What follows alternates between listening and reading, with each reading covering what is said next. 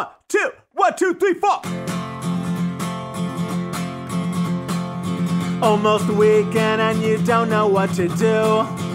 Or you just need something fun to listen to. Southside Pod! Yes, we're on the air. Pod. And with gangs all here, all things on the south side. Thanks for tuning in to the Southside Pod. My little guy, Nicky, who's 5 years old, has decided he wants to talk trash like his older siblings. Oh boy. Now, Who? Where did they learn that? he's got a 15-year-old sister and a 13-year-old brother, and he's 5. We've talked about this. Like, hey, don't go over the top with him. Don't Don't swear watch in front of your stuff that he brother. can't see. Like, people sheltered you when you were that age. He's going to pick up some Right. stuff. I get it. I mean, he probably knows words that most kindergartners don't know. But I mean, like, I'm like, let's try around here, Right. Because we're all older. Don't let him know he was an accident. Right. Dad had one too many drinks in Maui, and all of a sudden there he was. Why That's I the have a glass Hawaiian- I'm drinking I don't out have of. a Hawaiian middle name. You were named after the mountain that was in the window. Well, Nicholas, waka waka waka waka. So anyway, he's walking. He's up at the top of the stairs, and I'm about to go down here where the because I'm doing some work down here in the studio at the 9-foot homemade oak bar, and I'm working on one of the podcasts.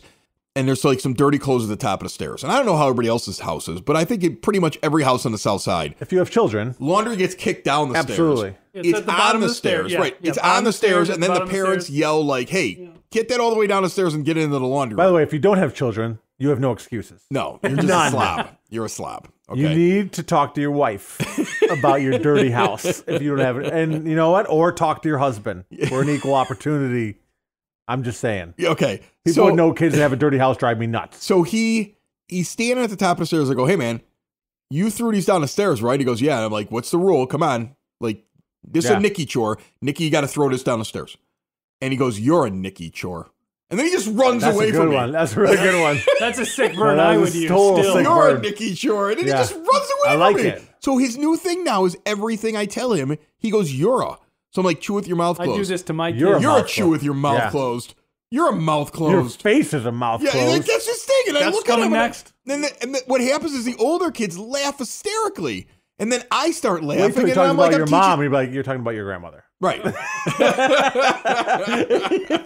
Should we call her and ask her if she's a mouth closed?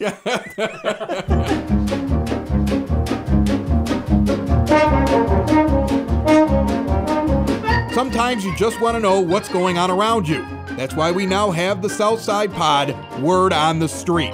In Oak Lawn, congratulations to 2 groups that won state championships this past weekend. Both groups from Oak Lawn Community High School. Their theater program racked up championships in drama and group interpretation. Meanwhile, if you're out in Orland, remember last year you couldn't sit on the Easter Bunny's lap and get a picture. Well, now you can do that. Go visit the Big Giant Bunny, hopefully with one of your children, not just you. That would be weird. At Orland Square Mall this weekend.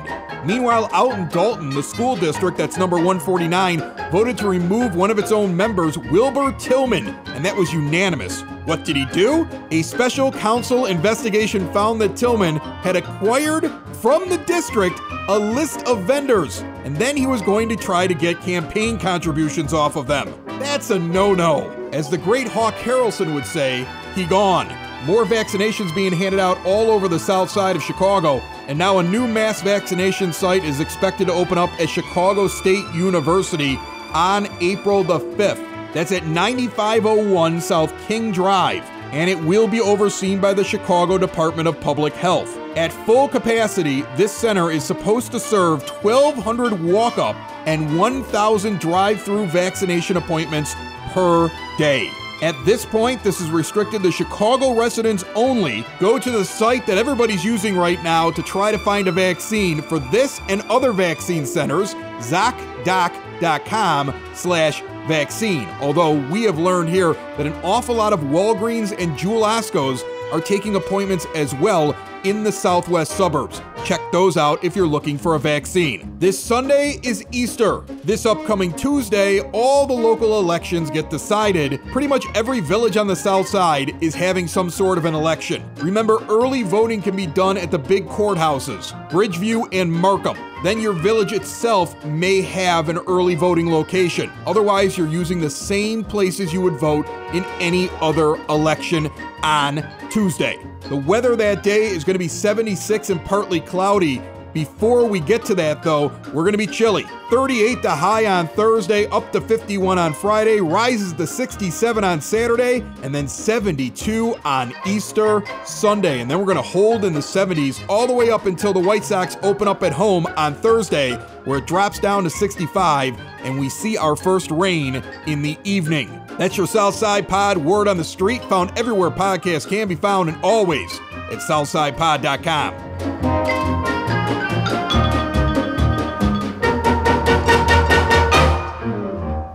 Join us on the phone line right now. They're having a big weekend over at the Palos Children's Farm. Actually, I think it's called the Children's Farm. It's at the center. It's in Palos. You know what? Amy D. Dominicus is going to help us out right now. Amy, how are you? Welcome to Southside Pod. I am doing wonderful. Thanks so much for talking to us today. Well, thank you for having us on. So what's the official title, first of all? Because I keep calling it Palos Children's Farm. Absolutely. So the farm unit that we have here, the official name is the Children's Farm, but it's the Children's Farm at the center. The Community Center Foundation is our big umbrella organization, which has many program areas, one of which is the Children's Farm. And this is something I think a lot of people on the south side have driven past, but maybe not stopped off at, because you're right there on Southwest Highway. You know, you're driving along, you're seeing a couple of driveways that go up to big giant houses. You're approaching 135th. You're heading out maybe to Orland to hit the mall or something like that, or you're on your way to a restaurant. You go by this place, and it's something that I know that my kids have stopped over there for field trips before, but I don't remember the last time I was out there. What do you guys normally do? What's the farm like for people if they're looking for something to do on a weekend? Absolutely. So that's something we hear all the time, that I've lived here for 20 years and I've never stopped in. So we are a 65-acre working farm, nestled in the southwest suburbs. So we're kind of a diamond in the rough here, but we are a real working farm. Used kind of one of our mottos is we're connecting people, animals, and nature. And so our whole objective is to provide a safe, friendly space for people to be able to come engage with farm animals and, the beautiful natural setting that we have here in kind of a safe, hands-on environment. So we definitely have, in the past, pre-COVID, had a really strong farm tour field trip program. Once COVID hit, we tried to kind of get creative and rethink, and that has opened up our public hours where the general public can come in. Some days we have walk-in hours where you don't need any reservations. Other days we offer scheduled private group tours that you can book ahead of time. And so we have a whole barn full of animals, and everything that we offer or that we have for the public is hands-on. So when you come to our farm, you get to hold bunnies, pet ducks and chickens. We have pigs, goats, cows, sheep, horses, ponies, donkeys, turkeys, and everything is hands-on for the kids. So you can touch, pet, groom, you go in the pens with all of our animals, and you can really kind of get that one-on-one close interaction with the animals here. So this weekend, you guys are doing an Easter egg roundup. Now, it's all sold out, so I'm sorry if you didn't get into it, folks. And that's got to be frustrating to you, because even though you did this thing, you've got it set up, you're probably excited the kids are coming in, it's also got to be a little frustrating, like the things that you have to do now because of all the COVID-19 restrictions. Are you looking forward to things opening up here coming up? You're starting to see some positive results. You're starting to see people running out and getting vaccinations. Is there an energy right now on the farm like, hey, we might be very soon able to do things where we can invite more people in? Yeah, we have been really lucky because the nature of our farm is obviously out of doors, and we have 65 acres. And so the ability to be able to socially distance from one another or stay in outdoor spaces was actually very easy for us all along. That said, our excitement level is always high this time of year. Easter egg roundup is one of our, always our spring kickoff event. It's always a sold-out event. It's one of the best things we do here. We hear from our guests. But yeah, I mean, the natural life cycle of a farm makes spring exciting, right? The grass is starting to get green. The horses are shedding their hair, and we're eager to get people back to the farm for spring programming. So we are excited about that. Do you ever see anything funny, like, I don't know, people who live in a city or a suburb who aren't used to being on a farm showing up and looking very awkward? Yeah, I mean, that's part of our mission is education, and part of the education is that farms are not concrete paved. Animals make manure. There's dirt on a farm, right? And those are the kind of things that we are including in part of our experience. Now, we are very user-friendly. We have some gravel paved roads. There is a way to stay, out of mud while you're at our farm. But for the most part, we try to embrace the natural spaces. So this is not a place to come in stiletto heels. You should always be dressed weather appropriately. Closed-toed shoes are best. And, for the foreseeable future, you have to have your face mask on as well. And it looks like you have parties, too. Like, I was just flipping through your website. You Absolutely. birthday parties for the kids. Like, how involved are the animals here in the birthday party? Do you put hats on the animals? Like, what are we doing? I mean, do I have to bring, if I'm bringing cake for the party, do I have to bring enough cake for the goats? Like, how's this whole thing work? So for our party rentals, we have a covered pavilion that you get to use. So people often decorate the pavilion. They'll cater or bring in their food and drinks and that sort of thing. But we'll give all the party guests a hands-on tour of the farm and a hay rack ride.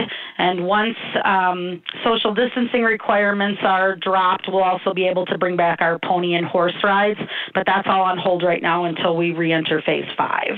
All right. So if you want more details, folks, you go to thecenterpalos.org/farm, or just go to thecenterpalos.org and then click on the thing that says the Children's Farm. There's all kinds of information on there. I really appreciate you hanging out with us. Amy DeDominicus of the Children's Farm out in Palos, right at 127th and Southwest Highway. Next time you're driving along, maybe look to the left instead of just flying by it on your way to Starbucks, okay? I mean, it sounds like a pretty cool place. Amy, I appreciate you jumping on the show. Yeah, absolutely. Thanks. We hope to see you guys soon. Oh my God! Oh my God! It's the Southside Pod! It's the Southside Pod! Oh my God! Oh my God! It's the Southside Pod! It's the Southside Pod! OMG! OMG! It's the SSP! It's the SSP! Oh my God! Oh my God! It's the Southside Pod! It's the Southside Pod! I'm gonna tell you, man, I am just like, I'm at my wit's end with the other podcast on the network. Which other Southside Pod is like in that nice, happy beginning phase. Yeah. Where we're just kind of messing We're in around. the honeymoon stage. Yeah. Yeah, right. And it's like Haven't people seen are excited to see us. Yep. And they're like, oh, you guys have a podcast. We tell them about it. And like, they're just learning about us. I ask how your day was when I see you. Yeah. We care about each other. And then he actually listens for the answer. Right. And now, and the difference is like over the past week, I've had the two big ones on the network have had problems. So like the one is really easy to explain. Sox in the Basement, the #1 White Sox podcast in all the land. No, it's huge. It rated in the top 15% of all podcasts worldwide. Like where you throw in Joe Rogan. We're in that list. 14% behind. 14% behind Joe Rogan. Yeah, Joe Rogan. Yeah, that's where we're at. Okay. But I mean, like it's big. And we were doing this thing called Sox in the Basement Fest. I got Dave Kaplan coming, George Hoffman, Scott Merkin's coming, Don Paul, former White Sox pitcher. I've just got a list of people that are coming to sing. It's all set up to go. And then the venue just crapped out on me like 4 or 5 days before I had to sell tickets. Ouch. And I rolled it over into another event that's happening on opening weekend at Cork and Carry at the Park. So at least the week ended up okay with that. But that stress added to covering Evergreen Park's mayoral election. Big mayoral election right now. On the EP podcast. Yes. And Evergreen Park is in the area that Southside Pod would cover, but I started first just doing Evergreen Park. Right. Mm-hmm. So that show's been around now for years. And they are in it's turned into a vicious like election. Some mudslinging? Yeah, but it's not between the two Drama? candidates. That's what's interesting. Oh. So Kelly Burke is a state representative who's also a village trustee in Evergreen Park who's running for mayor. She's keeping everything above board. She's like a professional. She comes in, she's funny. She brought I got a plant down here somewhere in the bar. I don't know. Maybe my wife brought it upstairs. She brought it over the other night. It's got like It's just a shamrock plant she bought. She comes over. She's nice and fun. She sits down. She drinks a couple of beers at the bar. She talks to me about what she's running on. Gives me straight answers. She's great. But the real weird thing is that the mayor of Evergreen Park, Jim Sexton, who I've come to know now since I've been doing the podcast, seems like a straight shooter. His next door neighbor, a woman by the name of Sean Good, is running against Kelly Burke after she ran against Sexton in the last election. Now, all you need to do is realize what I just said. That sounds like a soap opera. Means something. Like neighbor. You have to hate your neighbor to decide I'm going to run in an election to try to take their job from them. That escalated quickly. First it was like you didn't shovel my walk when I went on vacation. Right, exactly. And that turned into... I'm taking your job and your city. Like, I'm taking your whole city from you. That's how much I hate you. That's supervillain style, right? Right? It's so weird. Maybe she's just trying to make sure that her street continues to get plowed first during snow. But she ran against him the last time when he was still running. No. When he was still running, she ran against him. And the weird thing about it is I haven't really talked a lot about what's going on behind the scenes in this thing. But, like, I've now, like, interacted with them. Like, the mayor of Evergreen Park came on a recent episode of the EP podcast. Did he bring you a plant? No, he hasn't brought me a plant yet. but he came on, and he's filing a subpoena to grab all the audio from the show where this Sean Good comes on and insinuates that he did something illegal with the red light cameras and took kickbacks. You're going to end up in court, Chris. I'm going to end up in court over this whole thing. All I'm doing is a podcast for Evergreen Park. And he's subpoenaing all of the audio, even the stuff that didn't air. Like all of the audio? So, like, the stuff where I'm sitting around acting like an ass that I don't air, that's going to end up in court. Cool. Like, me farting on the microphone is going to be on court. It's goofy. This is really going to backfire on both candidates when they find out that you're just trying to, create some tension so you can swoop in and become mayor. Yeah. Yeah. Hey, gang. Ever wonder what it's like to be a small business owner?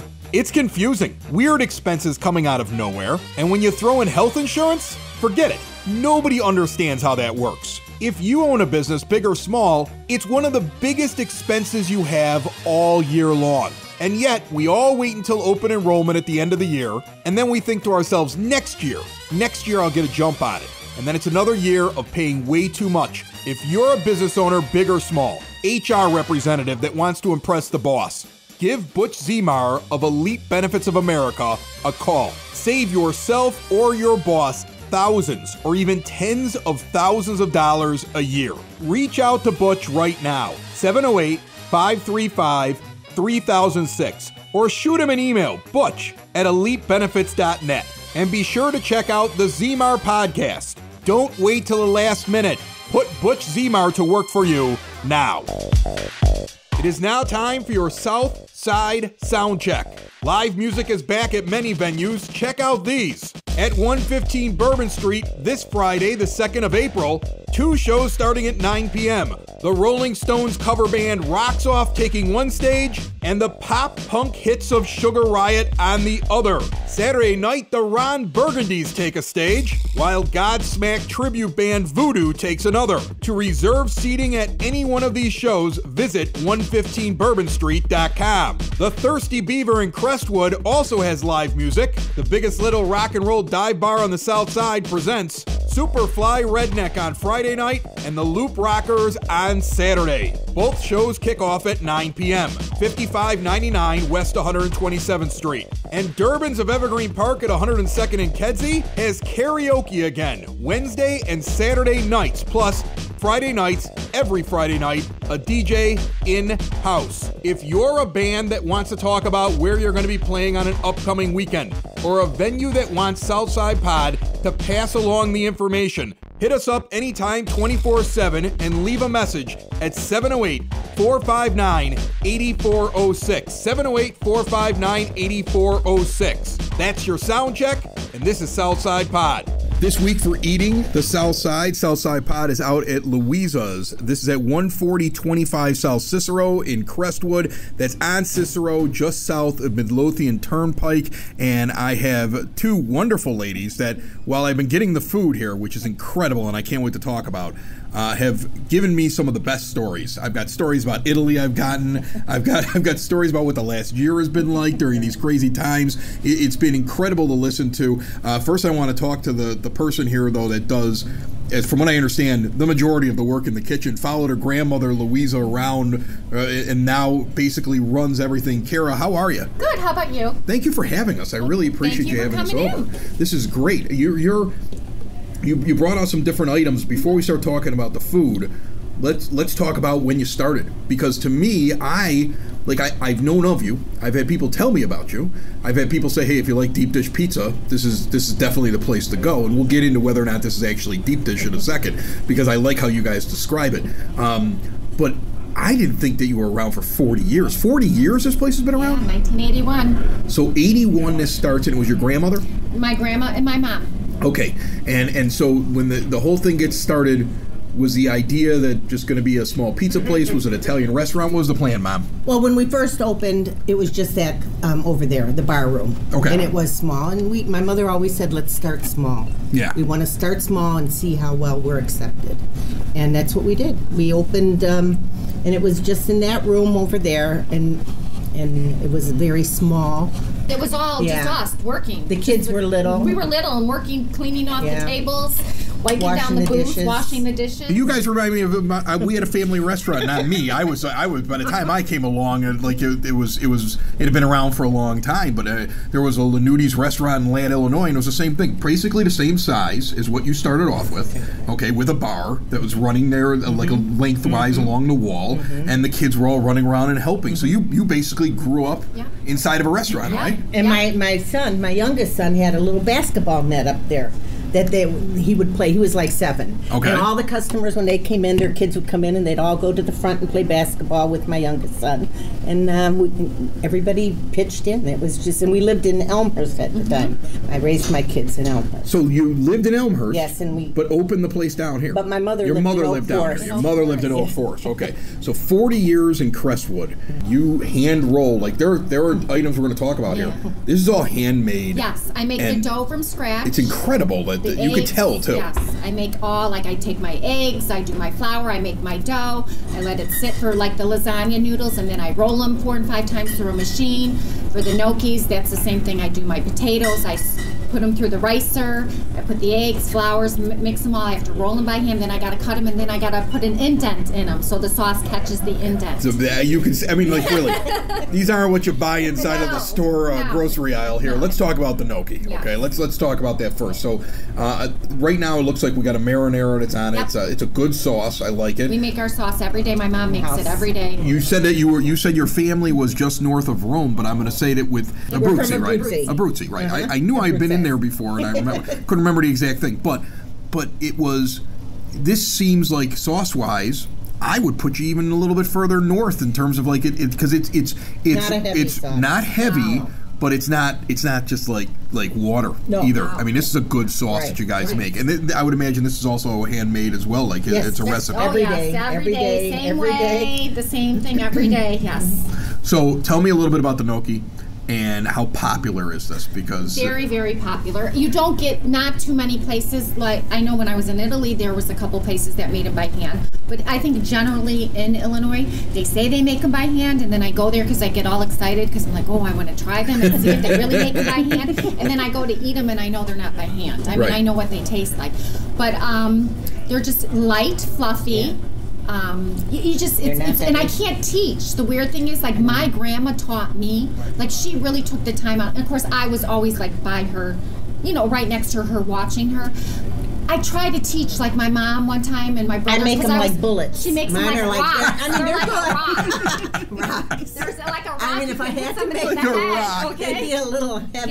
You just called your mother's gnocchi a rock. No, she can't. She knows it. She can't make them. I can't. And I make them, but they're not good. And even when I was going to Italy, I was worried because I'm like, okay, I was showing like even to roll. Right. There's a way, and if you roll them, my sons can't do it. They can't do them. Like my they brothers cannot roll them. It's weird. You got to train somebody. You're not living no, forever. I know. No, my brother says we'll just take them off the menu. If anything happens to me, we'll just take them off the menu, and that will be the end of it. You need your own Secret Service detail to make sure that these don't go away. It was funny because we have customers that are Italian, and then Joe and Marie, they were in here, and they were trying to roll them, and they could not. No, everyone's like, I don't understand. You can't roll them. It's they really were making weird. them flat. I go, you can't make them flat. They got to be round. So when you cut them, and then you put the indent in, it's a process, and it's thank God my grandma took the time out because she never took the time to show my mother really, but she took the time out to show me. That's incredible. Yes, so now the lasagna, the noodles are clearly homemade. Yes. I mean, I don't even need to say anymore. Everything in here is We use homemade. the best ricotta cheese. Our meatballs, those are our meatballs. We make our meatballs fresh every day. That's what's inside of the lasagna is our meatballs that we pull apart and make them with the best mozzarella cheese and the best ricotta cheese. And when you say meatballs, sometimes people hear that and they go, oh, they cook the meatball first and then it's like a big hard. No. I didn't even realize that was a meatball recipe until you said it. And we do cook them in-house every day so they're fresh, they're never hard.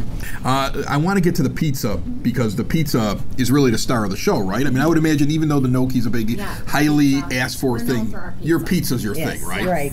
So I said deep dish and you corrected me right away.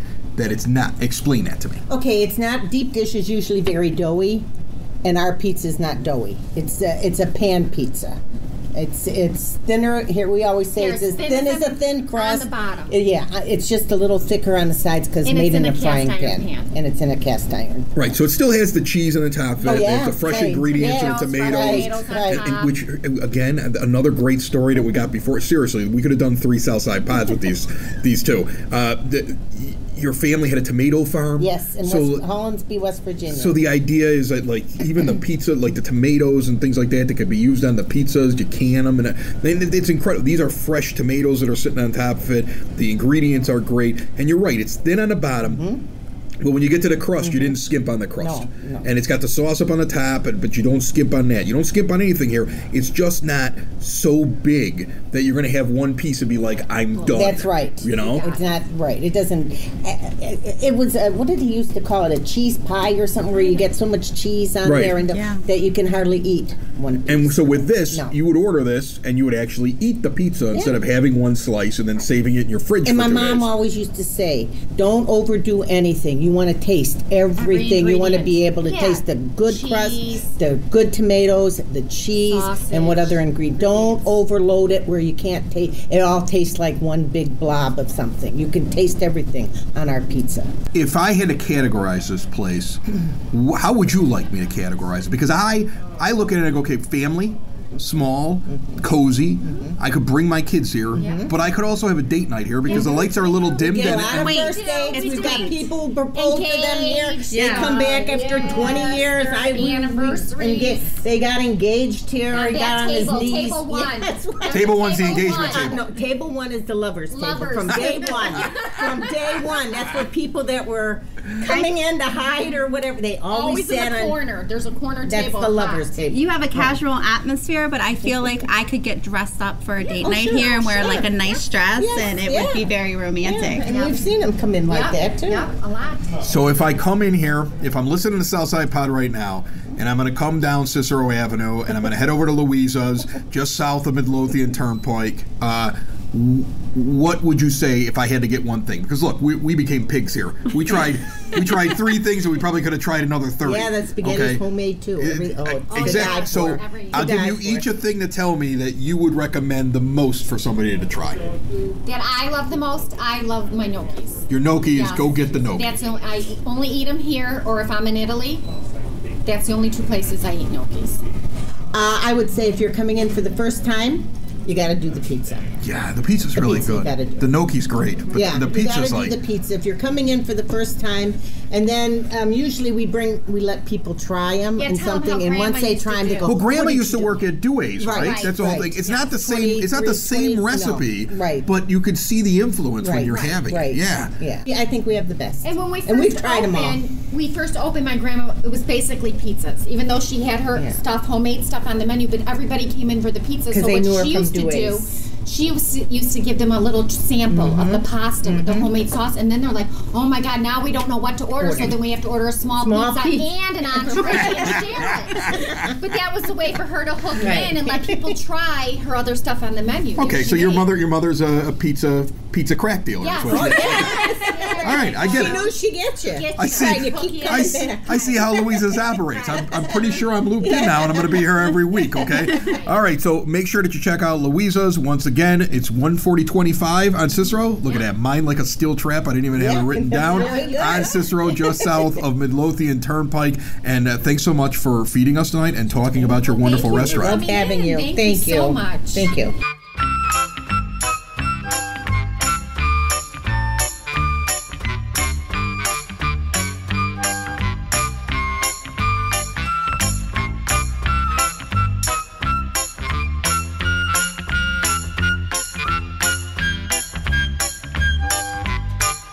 It is now that time on Southside Pod where we take a look at the dumbest thing you'll hear all week. And this week's winner is a Washington Post poll. Actually, the results of the poll. Actually, some of the people that chose one of the options. The poll was centered around the fact that Major League Baseball is back, the season is starting, and there's going to be people in the stands. And one of the questions asked people, if you were able to go into a stadium where everybody was fully vaccinated, guaranteed, would you go to an outdoor event like a baseball game? 69% of people said they would go.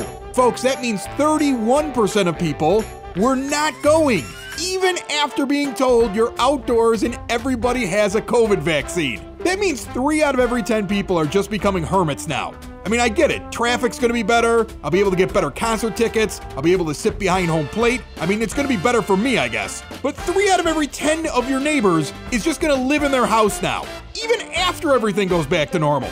Like, you can take a deeper dive into this and you can find some other interesting stats. Of those 31%, 16% of the study, or about half of those people, had said they were uncomfortable and they wouldn't go. 15% of that group, the other half of the 31%, were not sure. What are you not sure about? Are these the kind of people that are not sure that if they put on a life preserver, if they'll float? Or are these the kind of people that are still not sure if they want to drive their kid to school in a 20-mile-per-hour zone if the car's equipped with seat belts and airbags? Maybe these are the people that would be not sure if dinosaurs even exist after they found a T-Rex buried in their backyard because Carl Everett, former outfielder for the White Sox, once said they were placed there by demons. Excuse me, sir, would you enjoy this large pizza? Or can I interest you in a Menards bucket full of raw sewage?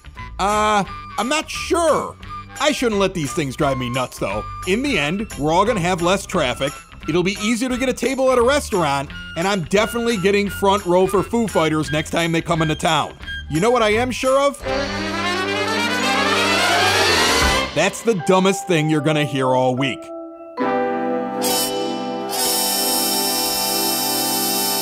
It's 4 ounces, and then no, stop. No, this is 4. Stop what? Justifying your alcoholism. No, embrace it. Listen, embrace it. Listen, I got these You're glasses. You're a degenerate. Mike, what would you call these glasses? What type of glasses? Rock glasses? They're for drinks. They're for alcohol. You can put any kind of liquid in there, by the way. No glass is strictly for drinks. I'm sorry, you would just have a soda pop in this short little glass that's made with thick glass? That's what you would do? Maybe. That's engraved? Who knows? An engraved glass with my name on it? alcohol only. This is an alcohol-only glass. For This is your what this alcohol only. And what it came with was 2 molds for the 2 glasses that make a perfect circle, like a perfect sphere. Okay. That's all ice, and it takes a whole day for it to harden. So, once I'm done with them for the 2 days, all day I'm ice. done. Yeah, it takes. I have to put it in there 24 hours. What's before I wrong use with just a cube of ice? When I drop it in, it fits perfectly inside the glass, nice and snug, and then I pour the bourbon in there. And the thing is, you're like, that's 4 ounces. Slower. Look how much of it melted. Most of it's water now. So what I'm doing is I'm having 4 ounces, but I'm sipping the thing and I get the water. This prevents me from being dropped down drunk, you know? But you keep filling it up. Because it's empty.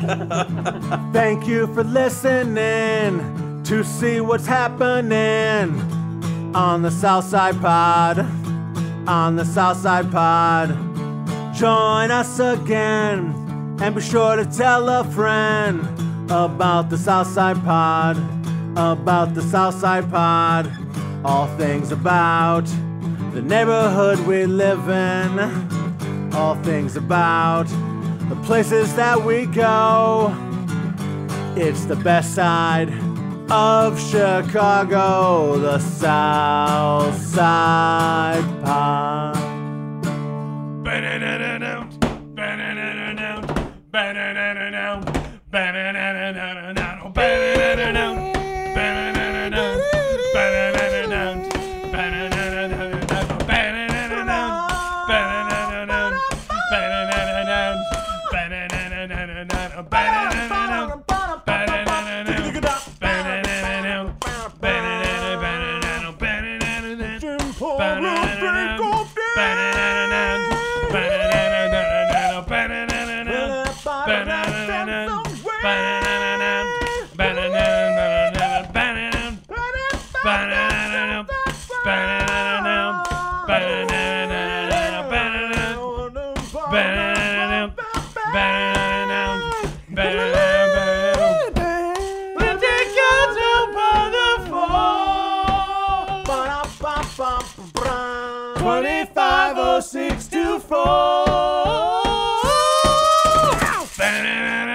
That's pretty. Okay.